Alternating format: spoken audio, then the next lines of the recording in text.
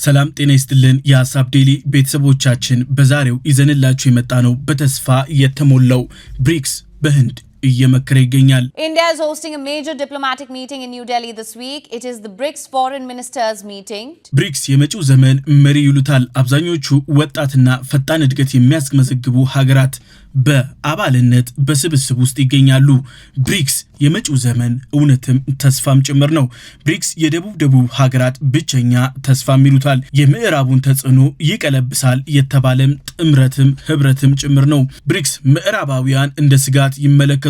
የዶላርን የበላይነት ለመግታት ያለመ ይሉታል። ተወዳዳሪ ህብረት የምዕራቡን ስልጣኔ ለመደምደም የመጣም ይሉታል። ታላቅ ስጋት አድርገው ይመለከቱታል። ትራምፕ በተደጋጋሚ ማስጠንቀቂያም ጭምር ሰጥተው ነበር።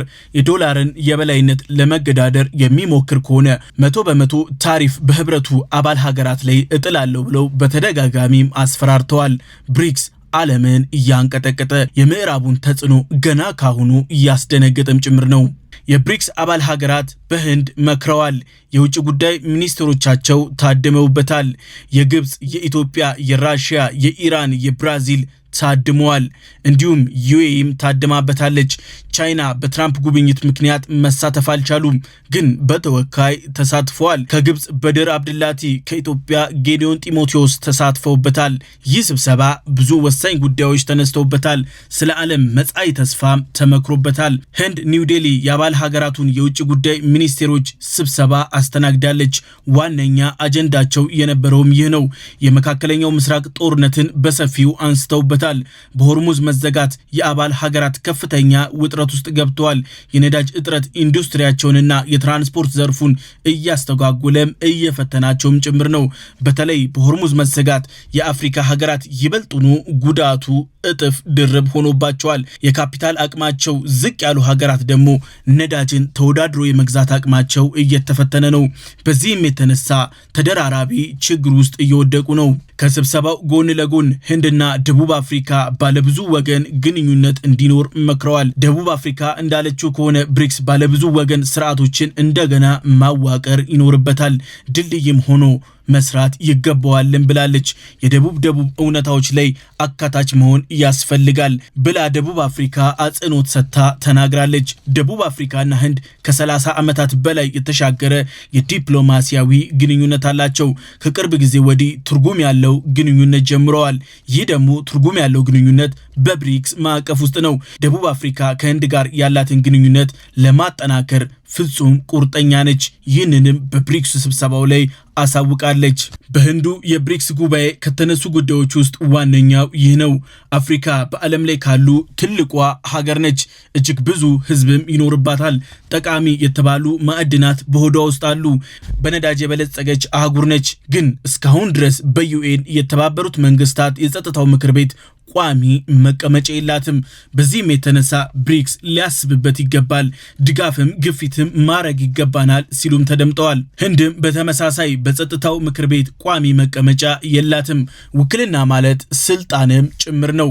እውነታውን ስንመለከት እስካሁን ድረስ እነዚህ ሀገራት በዩኤን ቋሚ መቀመጫ አለማግኘታቸው ዩኤን ሪፎርም የግድ እንደሚለው እንዲሁም የምዕራቡ ተጽዕኖ በሰፊው እንዳለበትም አመላካች ነው። በዚህ ውጥረትና እጅግ ፈጣን ተለዋዋጭ በሆነው ዓለም ውስጥ ድምጽ ማጣት ጉዳቱ ሁለንተናዊ ነው። በብሪክስ ስብሰባ ዩኤን ላይ በሰፊው ተመክሮበታል። ዩኤን ሪፎርም እንዲያደርግ ከፍተኛ ግፊት ሊደረግበት ይገባል። ብሪክስ በዋነኝነት የተቋቋመው የምዕራቡን ተጽዕኖ ለመቀልበስ ነው።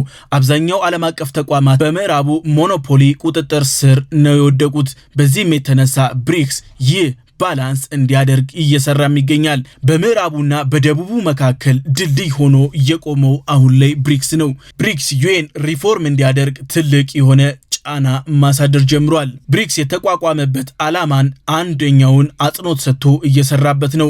ባለብዙ ወገን አካሄድን ይደግፋል። በዚህም የተነሳ በዩኤንና መሰል ተቋማቶች ግዙፍ የተባለ ሪፎርም እንዲደረግ እየገፋ ነው። ብሪክስ ከተቋቋመ እጅግ አጭር የተባለ ጊዜ ቢሆነውም የምዕራቡ የምዕራቡን ተጽዕኖች በሚገባ ቀልብሷል። በዚህም የተነሳ እጅግ አስመስጋኝ የተባለ ህብረትም ጭምር እየሆነ መጥቷል። በዚህም የተነሳ አብዛኛው የደቡብ ሀገራት በሰፊው ብሪክስን ለመቀላቀል ማመልከቻም ምልጃም የዲፕሎማሲም ንግግር ጀምረዋል። ብሪክስ በ2006 ብራዚል፣ ራሽያ፣ ህንድ፣ ቻይና አስጀመሩት። በ2010 ደግሞ ሳውዝ አፍሪካ ተቀላቀለች። በ2024 ኢትዮጵያ፣ ኢራን፣ ዩኤኢ ተቀላቀሉት። ግብፅም እንደዚሁ። ሳውዲ አረቢያ በአባልነት ብትመዘገብም እስካሁን ሙሉ በሙሉ የአባልነት እውቅናዋ ይፋ አልተደረገም። የሳውዲ እውቅና ግን እጅግ ወሳኝ ነው። የዓለምን የፔትሮ ዶላር ስምምነትም ሊገለብጠው ይችላል ተብሎ ይጠበቃል። ሳውዲ ወደዚህ ህብረት ሙሉ በሙሉ በይፋ ስትታወጅ ድረስ ምዕራባውያን እንደሰጉ ነው። ግን ሳዑዲ አረቢያ ፍላጎቷን በግልጽ አሳውቃለች። ተቀባይነት ካገኘ የምዕራቡ ተጽዕኖ ከግማሽ በላይ ሊቀንስ ይችላል። በ2025 ኢንዶኔዥያም ወደ ብሪክስ ተቀላቅላለች። ብሪክስ አምና በብራዚል ጉባኤውን አዘጋጀ። አሁን ደግሞ በህንድ ብሪክስ ስብሰባን ለማዘጋጀት ሰፊ ሽሚያም ይታያል።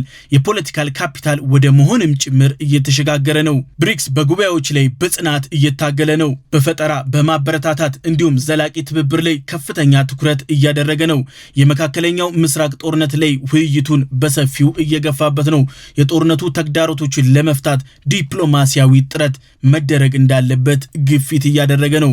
በዚህም የተነሳ አባል ሀገራቱ ችግራቸውን በሰፊው በአሁኑ የብሪክስ ጉባኤ ላይ ተናግረዋል። ኢራን ያላትን አቋም አሁን በብሪክስ ግልጽ አድርጋለች። አቋሟ ላይ ምንም እንደማትወላውልም በእርግጠኝነት ተናግራለች። While ready to fight with everything we have in defense of our freedom and our soil, we are equally ready to pursue and defend diplomacy. As I have repeatedly stated, there is no such thing as a military solution to anything related to Iran. We Iranians never bow to any pressure or threat, but we reciprocate the language of respect. ኢራን እንዳለችው ከሆነ ከአንድ ዓመት ባነሰ ጊዜ ውስጥ በአሜሪካና በእስራኤል ሁለት ጊዜ ጭካኔ የተሞላበት ህገወጥ ጥቃት ደርሶብኛል ብላ ከሳለች። As you have all witnessed, my country has within the span of less than a year twice been subjected to brutal and unlawful aggression by the United States and Israel. ኢራን አሁንም ዓለም አቀፍ አቶሚክ ኢነርጂ እንዲሁም የራሷ የአሜሪካ የስለላ መስሪያ ቤት የኒውክሌር ጦር መሳሪያ እያመረትኩ አለመሆኑን ደጋግመው ቢያረጋግጡም እውነታው እሱ ቢሆንም በሐሰት ክሶች በህገወጥ መንገድ ጦርነት ተከፍቶብኛል ብላ ማሳውቃለች። With false claims that run counter to the informed assessments of the International Atomic Energy Agency and even America's own intelligence community. The truth is that Iran, like many other independent nations, is the victim of illegal expansionism and warmongering. ኢራን እንደዚህ አይነት አካሄድ በዚህኛው ዓለም ላይ ቦታ የለውም ብላ አሳውቃለች። በግዴለሽ እንዲሁም ጀብድ ፍለጋ የሚኬድ የጦርነት ሂደት የጂኦፖለቲካውን ያስተጓጉላል፣ ዓለም አቀፍ ዙሪያ ያሉ ሸማቾችን ለከፍተኛ ችግር ይዳርጋል ብላ ለአሜሪካ ቀጥተኛ ንግግሯን አሰምታለች። While Iran is grateful for the support and solidarity it has received from BRICS countries, it is imperative that we jointly step up our work towards ending this sense of entitlement, which has no place in today's world. ኢራን በብሪክስ ጉባኤ ላይ እነዚህ ጉዳዮች ላይ እንደማትደራደርም አሳውቃለች። ኢራን ነፃነታችን ላይ አንደራደርም እያለች ነው። ንጉስ ነን የሚሉ አካላት እጅ ስጡ ቢሉንም እኛ እጅ አልሰጠንም። እኛ ኢራኖች እጅግ ጥንታዊ ሀገር ነን። መሪዎቿ ፍትህን፣ ሉዓላዊነትን፣ የግዛት አንድነትን በድፍረት ከህዝባቸው ጎን ቆመው በድፍረት የሚያስፈጽሙ የሚሞቱም ጭምር ናቸው ብላ ተናግራለች። ኢራን በአሰቃቂ ቦምብ ናዳ እየተደበደበች ነው። እናቶች ልጆቻቸውን አጥተዋል። አሁን ተባብሶ ጦርነቱ እየቀጠለ ነው። የጦርነቱ አቧራ የወደፊቱን ህይወታችንን እንዳይሸፍን ወጣቶቻችን እየተረባረቡ ነው። አሁን ኢራን ጠንካራና የበለጠ አንድ ይሆንን መተናል፣ እየጠነከርን ነው ከብረትም በላይ ብለው ተናግረዋል። ኢራን እንዳለችው ከሆነ ነፃነታችንና ሀገራችንን ለመጠበቅ ባለን ነገር ሁሉ እንታገላለን፣ ለሱም ዝግጁ ነን። ዲፕሎማቲክ እንቅስቃሴ ደግሞ ቅድሚያ ይሰጠዋል ብላለች። ኢራን በተደጋጋሚ እንደተገለጸው በወታደራዊ መፍትሄ እኛ በፍጹም አናምንም፣ እኛ ኢራናውያን በጫና ፈጽሞ አንንበረከክም ሲሉም ተናግረዋል። ኢራን እንዳለችው ከሆነ የጦር ኃይላችን የውጭ በውጭ ወራሪዎች ላይ የበቀል እርምጃ ለመውሰድ ዝግጅት ቢያደርግም ህዝባችን ግን ፍጹም ሰላም ወዳድ ነው። ጦርነት አንፈልግም፣ ለሰላም አንድም ሁለትም እርምጃ እንራመዳለን ብላለች። As much as our powerful armed forces remain ready to exact devastating retribution on foreign aggressors, my people are peace-loving and do not seek war. We are not aggressor in this sordid situation, but the aggrieved.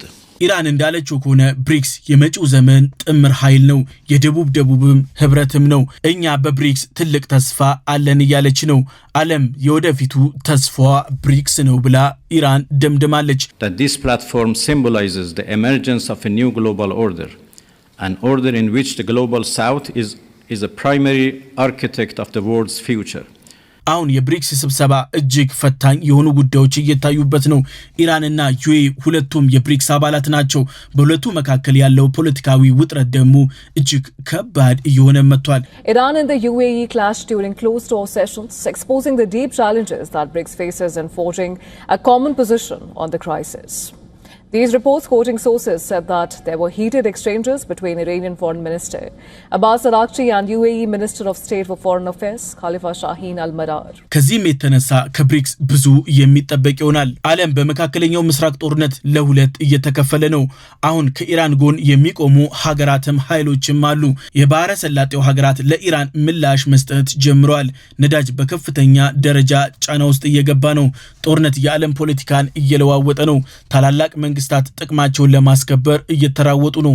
ዓለም እጅግ ትልቅ ውጥረት ላይ ነች። በቻይና በቤጂንግ ከዋሽንግተን ጋር እየተመከረ ነው። ህንድ ኒው ዴሊ የብሪክስ አባል ሀገራት እየመከሩ ነው። ብሪክስ የተራራቀ እና የተቀራረበ ሐሳብ ያላቸው ሀገሮች አሁን እየተመካከሩበት ይገኛሉ። መፍትሄ ለመካከለኛው ምስራቅ ችግር እያሉም ነው። ብሪክስ አሁን አብላጫ የህዝብ ቁጥር አለው። እንዲሁም ዓለም አቀፍ ንግድም በሰፊው ያንቀሳቅሳል። የኃይል አቅርቦት እንዲሁም የኢኮኖሚ እድገትም የያዘም ኃይል ነው። ብሪክስ እጅግ ወሳኝ የተባለ አቅም እየሆነ መጥቷል። የኢራን ጦርነት አሁንም ዓለም አቀፍ ዜና እየሆነ ነው። የንግድ መስመሮች አቅጣጫቸውን እየቀየሩ ነው። ኢንፍሌሽን ተባብሷል። በሀገራት ውስጥ ስጋት እዚህም እዚያም አይሏል። በዚህም የተነሳ ብሪክስ መፍትሄ እንዲሰጥ እየተጠበቀ ነው። የአሁኑ የብሪክስ አዘጋጅ ህንድ በሆርሙዝ መዘጋት ብዙ ተጽዕኖ እያስተናገደች ነው። ጦርነቱ ዓለም አቀፍ ገጽታን እየቀየረም ጭምር ነው። የምርት አቅርቦት ሰንሰለት እየተበጣጠሰ ነው። የዋጋ ንረት ሌላ ቀውስ እያመጣ ነው። ሀገራት የነዳጅ፣ የምግብ፣ የአፈር ማዳበሪያ፣ የጤና ዋስትና፣ የፋይናንስ ተደራሽነት ተግዳሮቶች እየሆኑ መጥተዋል። We meet at a time of considerable flux in international relations, ongoing conflicts, economic uncertainties, and challenges in trade and technology and climate are shaping the global landscape. There is a growing expectation, particularly from emerging markets and developing countries, that BRICS will play a constructive and stabilizing role. ብሪክስ መፍትሄ እንዲሰጥ ይጠበቃል። ብሪክስ ይህንን ችግር እንዲፈታ ተስፋም ተጥሎበታል። የሐሳብ ዴሊ ቤተሰቦቻችን የዛሬው ይህን ይመስል ነበር። በቀጣይ በሌላ አጀንዳ እስከምንገናኝ ሰላም።